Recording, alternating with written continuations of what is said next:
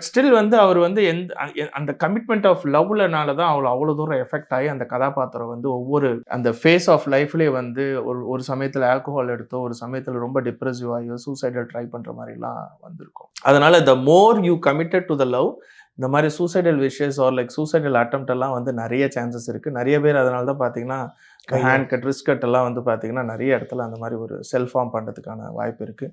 சில பேர் செவுத்தில் பேங்க் பண்ணுறக்கூடிய ஒரு சூழல் வர்றதுக்கெல்லாம் வாய்ப்பு இருக்குது. நீங்கள் சொன்ன இந்த செகண்ட் கேட்டகரி வந்து பார்த்தீங்கன்னா இட்ஸ் அ ஃபேண்டசி ஒரு பப்பி லவ்ன்ற மாதிரி நம்ம சொல்லிக்கலாம். இவங்கெல்லாம் வந்து பார்த்தீங்கன்னா ரொம்ப கமிட்டடாக இருக்க மாட்டாங்க. யாரெல்லாம் அழகாக இருக்கிறாங்களோ அதை சூஸ் பண்ணுவாங்க. ட்ரை பண்ணுவாங்க, ஒருவேளை கனெக்ட் ஆகலை அப்படின்னு பார்த்தீங்கன்னா அடுத்தது பார்க்குற மாதிரி போவாங்க. இந்த மாதிரி யதார்த்த ஆண்களும் பெண்களும் சில இடத்துல கூட உண்டு. ஸோ அதை தான் வந்து அதில் ரொம்ப அழகாக பிரதிபலிக்கிறாங்க. தட் டு ஸ்பெசிஃபிக்காக வந்து சில இடத்துல அந்த 11th 12th ஆர் லைக் அந்த காலேஜ் எஸ்பெஷலாக அந்த யூஜி படிக்கிற சமயத்தில் இந்த மாதிரி ஒரு ஃபீல் எல்லாம் வருவதற்கான வாய்ப்பு இருக்குது.